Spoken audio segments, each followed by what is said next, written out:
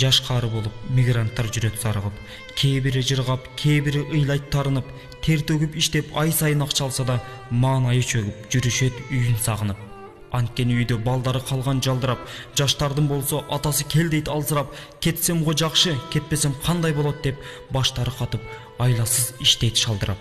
Мейли ал кетсин, ай сайын акча ким берет, айылда жумуш табылбай баары жинденет, Москвага экинчи келбейм дегендер 500 кетсе, эртеси кайтып 1000 келет. Алар да байкуш өзүнчө ойноп келишпейт, иш табыш кыйын, акчаны жерден теришпейт. Орустун эли бизге окшош эле адамдар, иштебей жатсаң бир тыйын бекер беришпейт. Ак эмгек менен жан багып жатат бардыгы, тоскоолдо болбой ал күчтүн бизде аздыгы, жумуштан чарчап курсагач үйгө барганда жан кейтет жашаган жердин тардыгы. Башыңа түшсө байталда жорго болорун, алсызда бир күн зор келсе күчкө толорун. Түшүндүм мен да чет жакта жүрүп өзүмчө, бул турмуш бизди күлүгат кылып коерун.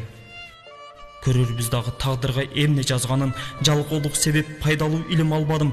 Жараткан кандай сыноону берсе жакшылык, ач калсам дагы уурлук ишке барбадым. Кыйналсаң дагы сабыр кыл, бир аз чыдап кой. Аллахты эсте, шайтанды жакын жолотпой, баарыны жеңсең амалың күчөп өзүнчө, башталат жаңы жашоонун гүлү жомоктой.